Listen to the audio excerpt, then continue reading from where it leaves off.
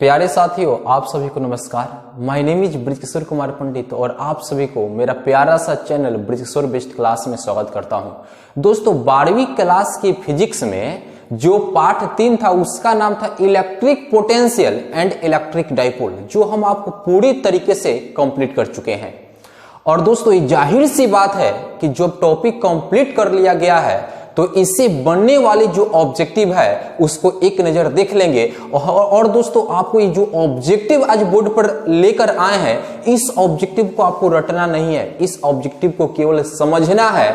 आपको दिमाग से कभी ऑब्जेक्टिव निकल नहीं सकता है। और दोस्तों, अगर इस चैप्टर से ऑब्जेक्टिव पेपर में देता है ना, तो सबसे पहले हर एक चैप्टर को छोड़कर सबसे पहले इस चैप्टर का ही आप ऑब्जेक्टिव बनाएंगे, क्योंकि आज आपको याद नहीं करानी है, आपको समझा देना है। और दोस्तों, कोई भी चीज को जब एक बार समझ लेते हैं तो हमेशा दिमाग में वो जाकर क्या हो जाता है, सेट हो जाता है, जो कभी निकलने से भी नहीं निकलता है। तो आइए दोस्तों, इसी को आज हम समझाने की आपको प्रयास कर रहा हूं और उम्मीद है कि जरूर आप समझ में आपको आ जाएगा।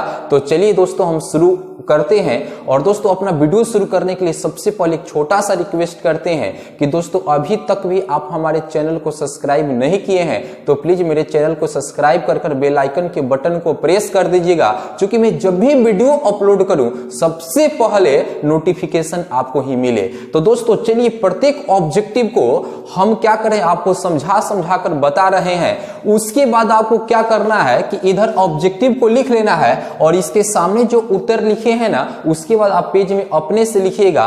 जरूर आप लिख सकते हैं और पेपर में इससे ऑब्जेक्टिव आ जाए तो पूरा में पूरा आप सही बनाकर आ सकते हैं। तो दोस्तों, देर किस बात की, आइए हम आपको बताना शुरू कर रहे हैं। दोस्तों, ये जो पहला क्वेश्चन है, देखिए ये किताब में खोलकर देखें तो बोर्ड मॉडल दिया है और ये फिक्स है कि ऑब्जेक्टिव देता है।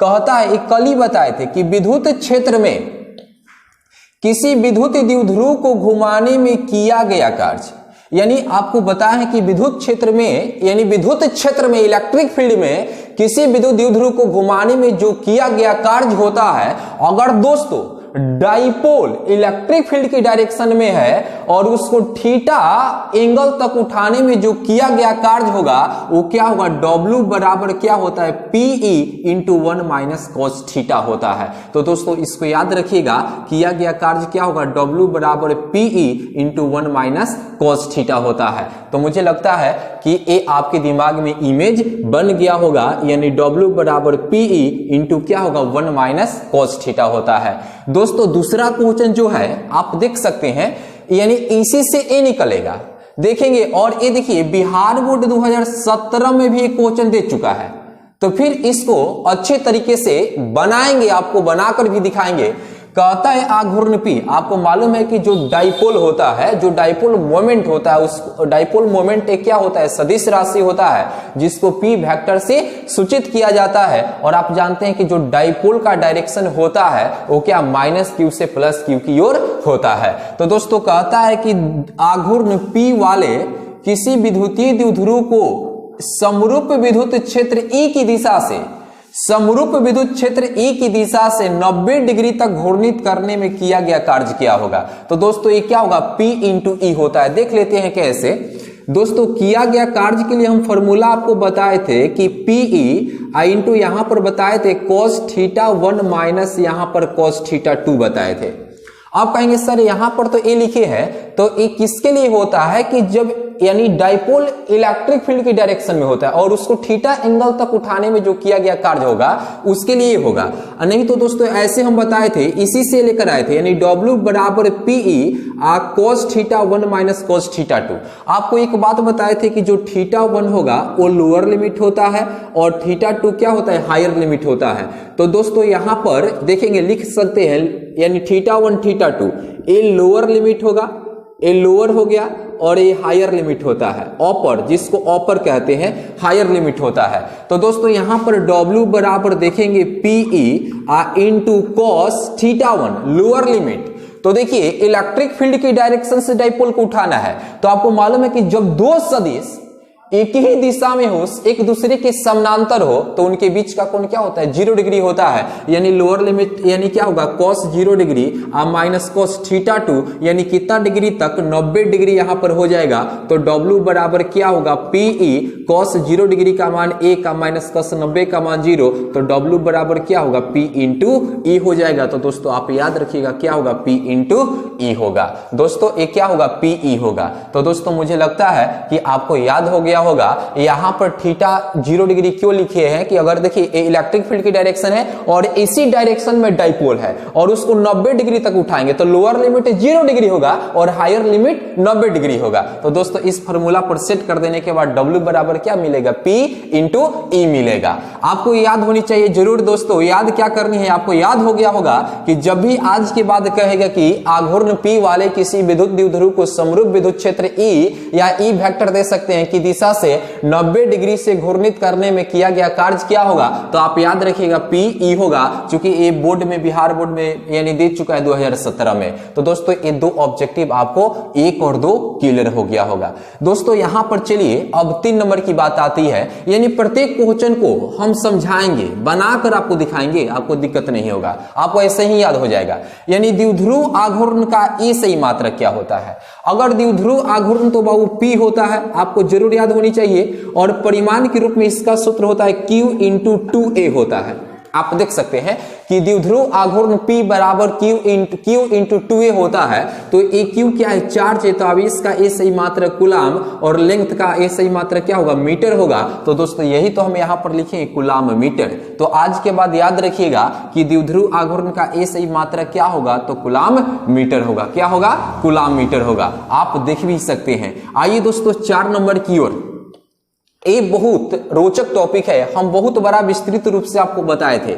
विद्युत क्षेत्र E और विद्युत विभव के बीच संबंध, तो ये क्या होता है? E बराबर माइनस dV बटा dr होता है। दोस्तों कई बार एग्जाम में दे देता है E बराबर dV बटा dr और नेगेटिव ए माइनस का चिन्ह नहीं देता है, तो लड़का सब मारकर चले आता है E बराबर dV बटा dr, लेकिन इसके आगे आपको माइनस रहेगा। ये क्यों रहता है? मैंने पिछले वीडियो में आपको बताए थे कि जो इलेक्ट्रिक फील्ड होता है, इलेक्ट्रिक फील्ड की ओर हम बढ़ते चले जाएं तो जो पोटेंशियल मिलेगा वो घटते चला जाता है, हम आपको बताए होंगे। और E बराबर क्या बनेगा? माइनस dV बटा dr बनेगा। तो दोस्तों याद रखिएगा कि विद्युत क्षेत्र E और विभव के बीच संबंध क्या होगा? तो E बराबर माइनस dV बटा dr होगा। तो दोस्तों ये भी आपको याद हो गया होगा। चलिए दोस्तों 5 नंबर पर आते हैं। 5 नंबर पर आते हैं। 5 नंबर पर देखिए 5 नंबर क्वेश्चन कहता है, ये भी देखिए पेपर में आया हुआ क्वेश्चन है। यानी 5 नंबर, निर्वात में 1 मीटर की दूरी पर स्थित प्रत्येक 1 माइक्रोकूलाम के 2 बिंदु आवेश की स्थिर विद्युतीय स्थितिज ऊर्जा क्या होगा? यानी विद्युतीय स्थितिज ऊर्जा पूछता है, जिसका फॉर्मूला U बराबर 1/4 pi epsilon not into Q1 into Q2 बटा सिर्फ R होगा। देखेंगे सिर्फ R होता है, R स्क्वायर नहीं तो विद्युत बल हो जाएगा। तो दोस्तों आप निकाल सकते हैं कि इसका एक कांस्टेंट है, इसका मान 9 गुने 10 के पावर 9 इंटू Q1। तो दोस्तों यहां पर प्रत्येक दिया है, मतलब Q1 Q2 दोनों के लिए यही दिया है 1 माइक्रोकूलाम। तो दोस्तों 1 माइक्रोकूलाम तो Q1 1 गुने 10 के पावर -6, इसको कूलाम में बदल लेंगे।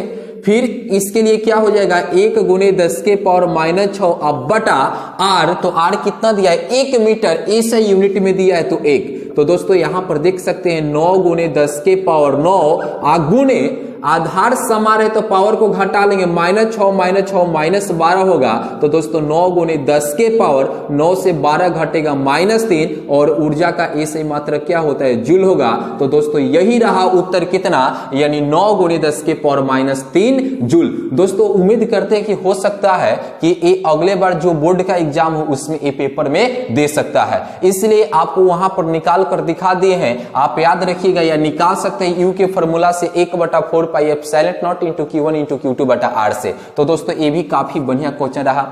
आइए 6 नंबर है। किसी विद्युत द्विध्रुव को एक समान विद्युत क्षेत्र में रखा गया हो तो परिणामी बल क्या होगा? डाइपोल पर परिणामी बल क्या होगा? तो शून्य होगा। क्या होगा? शून्य होगा। दोस्तों ये भी बोर्ड मॉडल क्वेश्चन है, मैंने आपको बताया थे, इसको भी समझ लेते हैं कि जैसे ए सोर्स चार्ज के कारण एक क्या है, इलेक्ट्रिक फील्ड जनरेट हुआ है और इसमें क्या करे कि एक डाइपोल को रख दे, यहां पर माइनस क्यू चार्ज चलते हैं और यहां पर रख दे प्लस क्यू चार्ज। तो दोस्तों आपको मालूम है कि ये प्लस चार्ज है तो इलेक्ट्रिक फील्ड की तरफ क्या होगा, विद्युत बल लगेगा और इधर लगेगा। तो देखेंगे परिमाण समान है लेकिन क्या है, विपरीत लग रहा है, तो नेट फोर्स क्या हो जाएगा, जीरो हो जाएगा। डाइपोल पर नेट फोर्स क्या हो जाएगा, जीरो होगा, जो हमने यहां पर लिखे हैं और ये बोर्ड मॉडल में भी आने वाला क्वेश्चन है। क्योंकि जितना परिमाण से उधर फोर्स लग रहा है उतना ही परिमाण से इधर फोर्स लग रहा है, तो डाइपोल पर नेट फोर्स क्या होगा, जीरो होगा, आपको मालूम है। तो दोस्तों एक बार और रिकॉल कर लेते हैं कि किसी विद्युत द्विध्रुव को एक समान विद्युत क्षेत्र में रखा गया हो तो परिणामी बल क्या होगा, शून्य होगा। दोस्तों आ जाते हैं हम 7 नंबर की ओर, यानी आवेशित खोखली गोले के अंदर विद्युतीय तीव्रता होती है, क्या होंगी, शून्य होंगी। आपको व्यंजक में भी बता दिए थे कि आवेशित खोखले गोले के अंदर विद्युतीय तीव्रता का मान क्या होता है, शून्य होता है। दोस्तों आइए 8 नंबर पर, ये बहुत बड़ा टॉपिक है, यानी कहता है कि विद्युत द्विध्रुव के कारण किसी बिंदु r थीटा पर विद्युत विभव दिया जाता है, यानी विद्युत विभव का व्यंजक दिया जाता है, वह क्या होगा, तो वो दोस्तों कितना होगा, 1/4 pi epsilon not into P cos theta बटा r स्क्वायर होगा। यहां पर देख सकते हैं कि v बराबर क्या होगा, 1/4 pi epsilon not into P cos theta बटा क्या होगा, r स्क्वायर होगा। और दोस्तों एक चीज मैं बता दूं कि एक किसके लिए आया है कि अगर कोई डाइपोल है तो उसके किसी भी पॉइंट पर, एक डाइपोल के आसपास किसी भी पॉइंट पर आपको पोटेंशियल चाहिए तो पोटेंशियल v बराबर 1/4 pi epsilon not into P cos theta बटा r स्क्वायर होता है। लेकिन दोस्तों यही कहे कि विद्युत द्विध्रुव के कारण, सुनेंगे आराम से, विद्युत द्विध्रुव के कारण अक्षीय स्थिति के किसी बिंदु पर, यानी विद्युत विभव का मान क्या होगा, तो अक्षीय स्थिति पर कहेगा तो थीटा का मान 0 डिग्री ले लेंगे, तो v बराबर क्या होगा, 1/4 pi epsilon not into P cos theta का मान 0 डिग्री बटा r स्क्वायर, तो v बराबर क्या होगा, 1/4 pi epsilon not into cos 0 degree का मान एक, यानी p बटा r स्क्वायर होगा। ये दोस्तों अक्षीय स्थिति के लिए हो गया। तो निरक्षीय स्थिति के लिए क्या होगा, ये ऑब्जेक्टिव हमेशा देता है कि एक डाइपोल के कारण निरक्षीय स्थिति के किसी बिंदु पर इलेक्ट्रिक पोटेंशियल क्या होगा, तो वो 0 होगा। क्योंकि निरक्षीय स्थिति कहेगा तो डाइपोल के परपेंडिकुलर होता है, तो हमें थीटा का मान क्या लेना होगा, 90 डिग्री, और जब यहां पर 90 डिग्री रखेंगे तो cos 90 का मान 0 होगा, तो पोटेंशियल आपको क्या मिल जाएगा, 0 मिलेगा। तो दोस्तों इस बात को भी आप याद रखिएगा। और ऐसे पूछता है कि विद्युत द्विध्रुव के कारण किसी बिंदु r थीटा पर विद्युत विभव का व्यंजक दिया जाता है, वह क्या होगा, तो 1/4 pi epsilon not into P cos theta बटा r स्क्वायर होता है। आइए दोस्तों हम 9 नंबर पर बात करते हैं, जो बहुत हमेशा देखिए बिहार बोर्ड 2008 में आया हुआ प्रॉब्लम है। तो देखते हैं, पी वेक्टर आघूर्ण वाला एक विद्युत द्विध्रुव ई वेक्टर तीव्रता वाले विद्युत क्षेत्र में रखा गया है, तो उस पर लगने वाला टर्क क्या होगा, तो दोस्तों आपको मालूम है कि टॉर्क वेक्टर बराबर क्या होगा, P vector cross E vector होता है, मैंने आपको बता दिए हैं। और भी हम टॉर्क के लिए एक बात बताए थे कि जैसे कि यहां पर लिख दिए कि टॉर्क जो होता है, टॉर्क वेक्टर बराबर क्या हो गया, यानी P vector cross E vector. अगर इसको डॉट के रूप में लिखना हो तो क्या लिखते हैं, पीई साइन थीटा लिखते हैं। आप वेक्टर अच्छे तरीके से पढ़े होंगे तो आपको मिला होगा। तो यहां पर टॉर्क वेक्टर बराबर क्या होगा, P vector cross E vector होगा। तो दोस्तों आगे की ओर बढ़ते हैं 10 नंबर पर। तो विद्युत विभव कौन सी राशि है, तो दोस्तों जो पोटेंशियल होता है, इलेक्ट्रिक पोटेंशियल होता है, वो अदिश राशि होता है। इलेक्ट्रिक पोटेंशियल कौन सा राशि होता है, अदिश राशि होता है। आइए 11 नंबर पर, एक बिंदु आवेश Q से r दूरी पर विद्युत विभव का मान क्या होता है, तो दोस्तों बहुत आसान है, यानी 1/4 pi epsilon not into Q बटा r होता है। जैसे मान लेते हैं कि यहां पर इस पॉइंट पर कोई Q चार्ज है, इससे r डिस्टेंस पर एक पॉइंट P है और इस पॉइंट पर पोटेंशियल क्या होगा, तो 1/4 पाई एप्सिलॉन नॉट इंटू क्या होगा, Q बटा r होगा। और यही आपसे पूछा था, तो क्या होगा दोस्तों, 1/4 pi epsilon not into Q बटा r। और दोस्तों आगे 12 नंबर, यदि समरूप विद्युत क्षेत्र x अक्ष की दिशा में हो तो समविभवी तल क्या होगा, हम बताए थे ना कि समविभवी तल क्या होता है, यानी समविभवी तल क्या होगा, यानी YZ तल में होगा। किस तल में होगा, YZ तल में होगा। तो दोस्तों हम उम्मीद करते हैं कि ये ऑब्जेक्टिव आपको जरूर समझ में आ गया होगा। अगर आप पूरा ये टॉपिक पढ़ें तो उसके बाद आपको जानते हैं क्या करना है, आप यहां से यहां तक उतारे गए आंसर को छोड़ दीजिएगा। ये पूरे लिख देने के बाद सबका आंसर आप भरना शुरू करिएगा। देखना दोस्तों, अगर पूरा हमारा व्यंजक आप पढ़े होंगे तो पूरा का एक भी आपको ऑब्जेक्टिव गलती नहीं भर सकते हैं, बिल्कुल सही सही भर सकते हैं। दोस्तों ये मुझे लगा कि आप लोग को मेरे अकॉर्डिंग ऐसा मुझे लगा कि आप लोग के पेपर के लिए काफी मस्ट है, इसलिए मैंने पार्ट 3 का इतना ऑब्जेक्टिव बना दिए हैं जो आपको पेपर में हमेशा देता है। और उम्मीद है कि इसमें से बहुत सारे क्वेश्चन आपको पेपर में आ सकते हैं और आएंगे। अगर दोस्तों मेरा वीडियो आपको पसंद आया होगा तो सबसे पहले आप कॉमेंट्स में बताइएगा कि ऑब्जेक्टिव कैसा लगा। वीडियो को लाइक भी करिएगा, सब्सक्राइब भी करिएगा और दोस्तों में वीडियो को शेयर करना मत भूलिएगा। मेरा वीडियो देखने के लिए थैंक यू वेरी मच।